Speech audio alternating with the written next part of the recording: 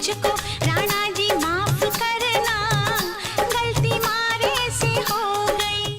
आज ये दास्तां है भारतीय हिंदी सिनेमा के 90 के दशक की एक ऐसी अदाकारा की जिसकी खूबसूरती, दिलकश अदाओं और मनमोहक रंग रूप ने हिंदी सिनेमा के साथ साथ करोड़ों लोगों को अपना दीवाना बनाया। इस अभिनेत्री की खूबसूरती का वो आकर्षण और जलवा था हिंदुस्तान के सिनेमा प्रेमियों के बीच कि इनके चाहने वाले इस अदाकारा को देखने के लिए पिक्चर हॉल में लगाते थे लंबी लंबी लाइनें। कितने दिनों के बाद मिले हो। 90 के दशक में इस अभिनेत्री की वो लोकप्रियता थी कि इस अदाकारा के चाहने वाले लोगों ने भगवान के बराबर बनवा दिया था एक मंदिर। एक मुंडा मेरी उम्र दा है, मेरी उम्र दा। जहां ये खूबसूरत अदाकारा बेहद बोल्ड अवतार में फिल्मी पर्दे पर आग लगा रही थी, तो वहीं इस अभिनेत्री की निजी जिंदगी में वो आग लग गई कि ये अभिनेत्री कभी भी उस आग से बाहर ही नहीं आ पाई। महबूब सनम तुझे मेरी कसम ना हाथ लगा गोरे तन को। इतनी खूबसूरत और चर्चित इस अदाकारा की जिंदगी में ऐसा क्या हुआ था कि इस अभिनेत्री को आना पड़ा सबके सामने नग्न अवस्था में? क्यों इस अभिनेत्री को पैसों की खातिर उतारने पड़े थे अपने शरीर से कपड़े? और वो कौन था जिसने इस अभिनेत्री के खींच लिए आपत्तिजनक अवस्था में फोटोज? तेरी किस्मत में मेरा प्यार लिखा है। इस अभिनेत्री की जिंदगी में ऐसा क्या हुआ था कि इस अभिनेत्री की खूबसूरती के नाम पर भारतीय अदालत ने लगा दिया था 15,000 का जुर्माना? क्यों इस अभिनेत्री के नाम कानून ने निकाला था गिरफ्तारी वारंट? क्यों भारत सरकार ने इस अभिनेत्री को भगोड़ा घोषित करके कर ली थी इनकी जमीन जायदाद जब्त? काहे को सताए नारी मुझको।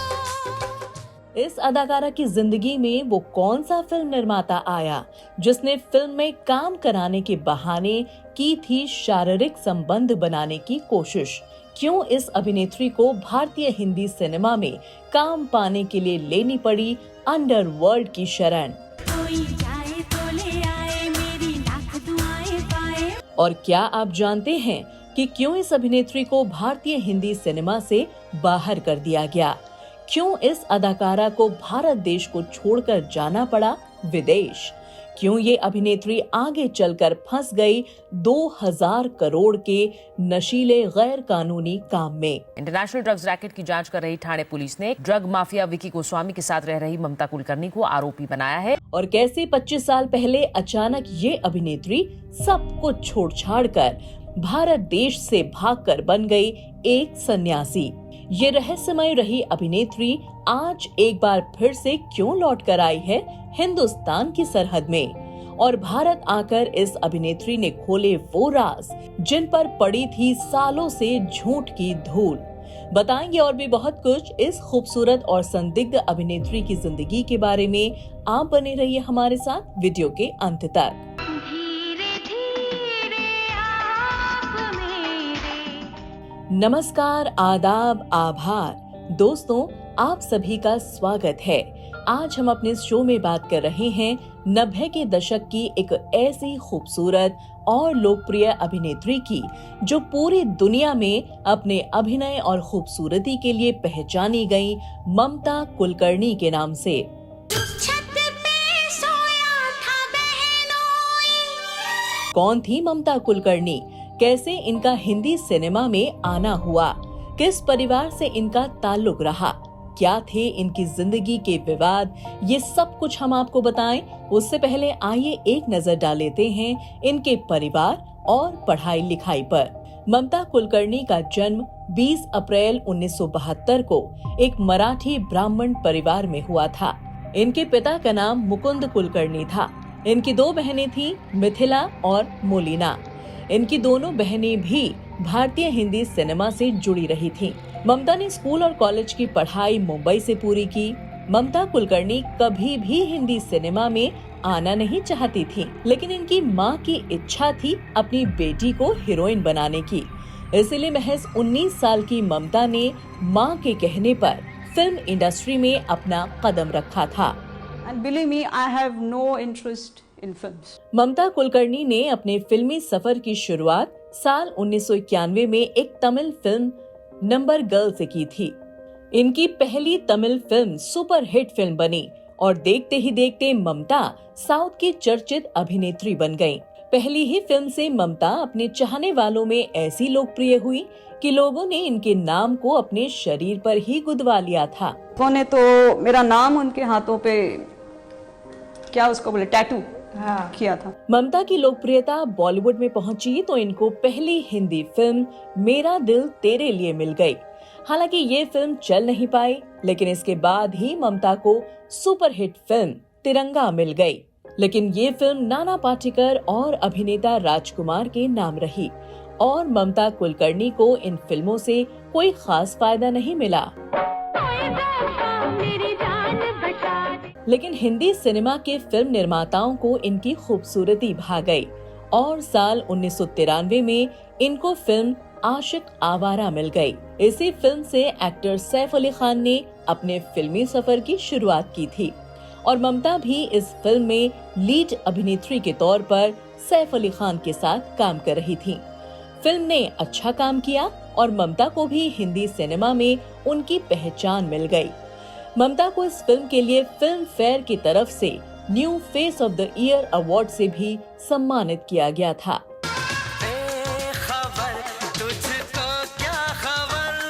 ममता कुलकर्णी ने अपने एक इंटरव्यू में बताया कि इनकी पहली तेलुगु फिल्म की कामयाबी के बाद इनको एक साथ 60 फिल्मों के ऑफर्स आ गए थे, लेकिन ये चली आई थी बॉलीवुड की तरफ और बॉलीवुड में भी ममता की झोली में बड़े बड़े बजट की फिल्में थीं, जिसमें ये वक्त हमारा है, करण अर्जुन, बाजी, क्रांतिवीर, आंदोलन, बेकाबू, घातक, सबसे बड़ा खिलाड़ी, नसीब, चाइना गेट, छुपा रुस्तम जैसी हिट और सुपर हिट फिल्में थीं और ममता उस दौर के सभी बड़े और चर्चित अभिनेताओं जैसे सलमान खान, शाहरुख खान, आमिर खान, सैफ अली खान, सनी देओल, अक्षय कुमार, गोविंदा और सुनील शेट्टी के साथ फिल्मी सिनेमा को 4 चांद लगा रही थीं। दोस्तों, ये तो था ममता कुलकर्णी का फिल्मी सफर। आइए अब बात करते हैं ममता कुलकर्णी की निजी जिंदगी के बारे में, जिसकी वजह से ये अभिनेत्री आज बनी हुई है रहस्य। ममता कुलकर्णी ने अपने फिल्मी सफर की शुरुआत अपने मां के कहने पर मॉडलिंग के जरिए की। मॉडलिंग के दौरान ही इन पर साउथ फिल्म निर्माताओं की नजर पड़ी और इनको पहली तेलुगु फिल्म नंबर गर्ल मिली। फिल्म सुपरहिट रही थी, जिसके बाद इनकी एक और तेलुगु फिल्म प्रेम शिखरम आई और इस फिल्म की कामयाबी और सफलता ने कमाई के सभी रिकॉर्ड्स तोड़ दिए। इस फिल्म से साउथ में ममता की फैन फॉलोइंग ऐसी बढ़ी कि इनके चाहने वालों ने हैदराबाद में इनका एक मंदिर ही बनवा दिया और ममता अपने चाहने वालों के लिए भगवान से कम नहीं थी। कुछ इस तरह थी ममता कुलकर्णी की लोकप्रियता।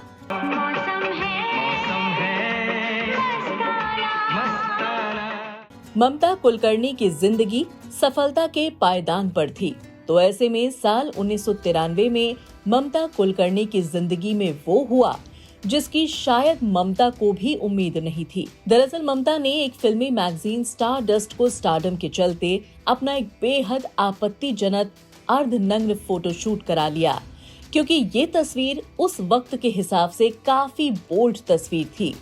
और जैसे ही ये अर्धनग्न तस्वीर इस मैगजीन पर छपकर लोगों के बीच आई तो समाज में एक हड़कंप सा मच गया और 20 रुपए में बिकने वाली ये मैगजीन 100 रुपए की कीमत पर बिक रही थी। इन तस्वीरों की वजह से ममता की हर तरफ कड़ी आलोचना और विरोध प्रदर्शन होने लगा। लोगों ने ममता को समाज और संस्कृति और आने वाली पीढ़ी के लिए एक खतरा मान लिया था और कुछ संगठनों ने इनके इस काम के लिए आपराधिक केस भी दर्ज करा दिया।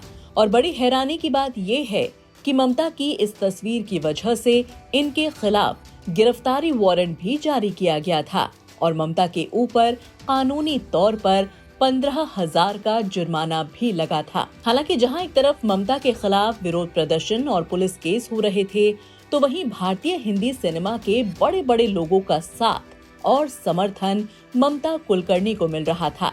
उन्होंने ममता के इस कदम को काफी हिम्मतपूर्ण और काबिले तारीफ माना था।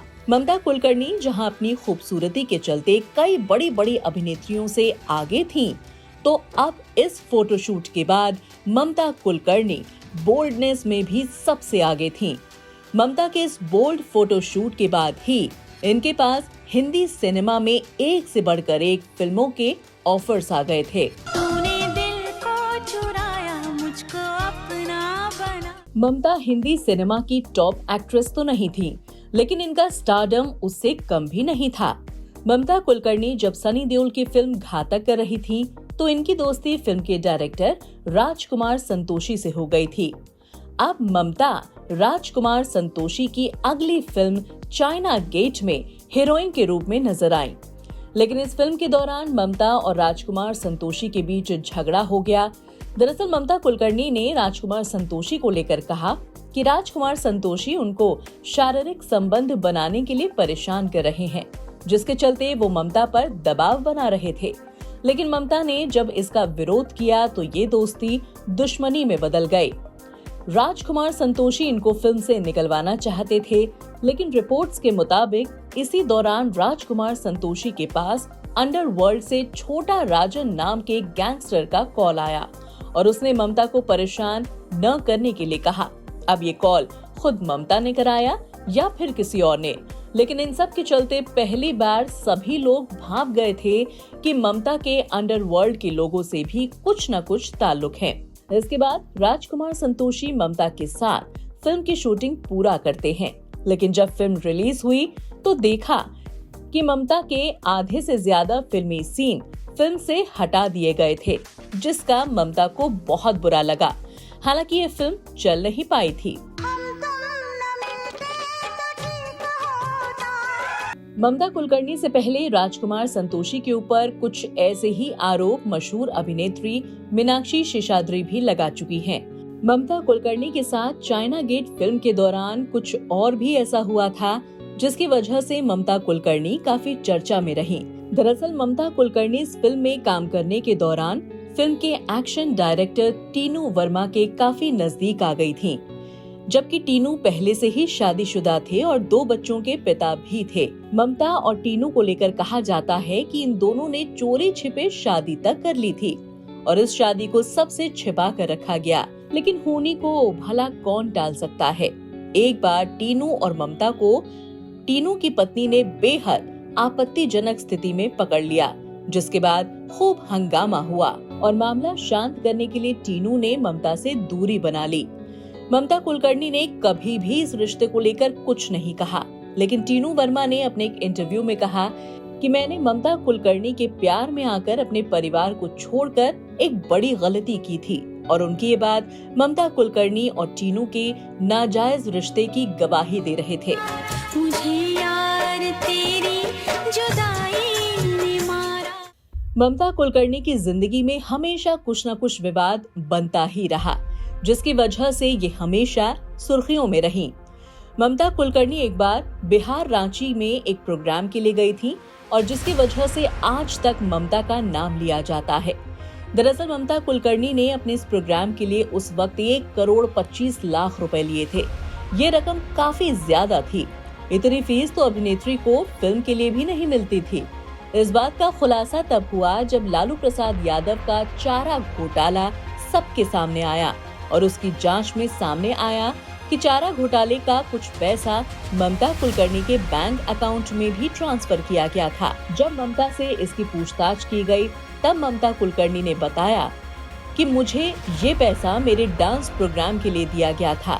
दोस्तों, अब आप खुद ही अंदाजा लगा सकते हैं कि किस तरह से देश के नेता आम जनता के पैसे हड़प कर किस तरह से अय्याशियों में उड़ा रहे थे। ममता कुलकर्णी की जिंदगी विवादों से घिरी थी। विवाद उनका पीछा नहीं छोड़ रहे थे। वो एक समस्या से बाहर आती तो दूसरी तरफ से घिर जाती, तो ऐसे में साल 1997 में ये एक बार फिर से मुसीबत में आ गई। दरअसल दुबई में एक हाई प्रोफाइल अहमद रख लिया था। कुछ साल बाद जेल में अच्छे व्यवहार के चलते इस अपराधी विक्की गोस्वामी को जल्दी ही रिहा कर दिया गया। रिहा होने के बाद विक्की और ममता दुबई छोड़कर कीनिया शिफ्ट हो गए। लेकिन साल 2014 में ममता की कुछ फोटोज सोशल मीडिया पर दिखाई दी, जिसमें ये एक योगिनी के रंग रूप में दिखीं और फिल्मों में बेहद खूबसूरत दिखने वाली ममता कुलकर्णी का अब पूरा हुलिया ही बदल चुका था। इनको इस हाल में देखकर सबको बड़ी हैरानी हो रही थी। मेरा पति जेल में है बाबूजी। मैं मर्यादा के दायरे में खड़ी होकर अपने पति पे अत्याचार होते देख नहीं सकती। इसके बाद साल 2016 में ममता कुलकर्णी के ऊपर एक और बड़ी मुसीबत आई। मुंबई पुलिस ने जब 2000 करोड़ का एक नशीली दवाओं का रैकेट पकड़ा। उस रैकेट में ममता कुलकर्णी और विक्की गोस्वामी का नाम आया। इनकी तलाश शुरू की गई, लेकिन दोनों ही पुलिस को नहीं मिले, जिसके बाद मुंबई थाने की स्पेशल कोर्ट ने ममता कुलकर्णी को भगोड़ा घोषित कर दिया और साल 2017 में इनकी मुंबई स्थित संपत्ति को भी जब्त कर लिया गया। ड्रग्स केस में ममता कुलकर्णी को आज ठाणे की अदालत ने भगोड़ा घोषित कर दिया। अब ममता पूरी तरह से लापता थी। उनका नाम भारत में वांटेड की लिस्ट में था। उनकी किसी को भी कोई खबर नहीं थी। लेकिन इतने सालों के बाद हाल ही में कुछ दिन पहले साल 2014 में ममता हिंदुस्तान वापस आ गईं और आते ही उन्होंने एक निजी न्यूज चैनल पर अपना एक इंटरव्यू दिया, जिसमें ममता अपने आप को एक सन्यासी बता रही हैं। उनका कहना है कि अब वो पूरी तरह से भगवान की शरण में हैं और उनकी भक्ति में लीन हैं। वो अब ऐसी ऐसी बातें कर रही हैं जिनको सुनकर और देखकर आपको यकीन नहीं होगा कि ये वही ममता हैं जिनकी खूबसूरती की दुनिया दीवानी थी। आज ममता भले ही बहकी बहकी सी बातें कर रही हों, लेकिन कानून का शिकंजा उनका इंतजार कर रहा है, क्योंकि ममता कुलकर्णी को अभी बहुत सारे ऐसे सवालों के जवाब देने हैं जो न जाने कितने ही सालों से अधूरे पड़े थे। और ममता कुलकर्णी कभी भी अपने पुराने अतीत से भाग नहीं सकती हैं। औरत उस वक्त तक सीता सावित्री होती है जब तक उसका पति राम और सत्यवान होता है। जिस दिन ये मर्यादा टूटती है ना, औरत एक ऐसा उलझा हुआ सवाल बन जाती है जिसे कोई मर्द सुलझा नहीं सकता। ममता कुलकर्णी के वापस आने से बहुत सारे सवालों के जवाब भले ही मिल जाएंगे, लेकिन ये कभी किसी ने नहीं सोचा था कि ममता कुलकर्णी कभी इस तरह से हिंदी सिनेमा से गायब हो जाएंगी। वो इस तरह से बने बनाए अपने नाम को खराब कर लेंगी। ममता कुलकर्णी के लिए बड़े बुजुर्गों की एक कहावत बहुत सही है कि विनाश काले विपरीत बुद्धि।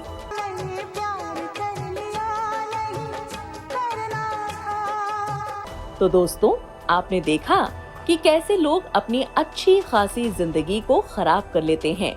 ममता कुलकर्णी अपने समय पर टॉप की अभिनेत्री थी, लेकिन इतने ऊंचे पायदान पर होने के बावजूद ममता कुलकर्णी को बॉलीवुड के कुछ लोगों ने बहुत परेशान किया और उनको वो नेम फेम नहीं मिलने दिया जिसकी वो वाकई में हकदार थीं।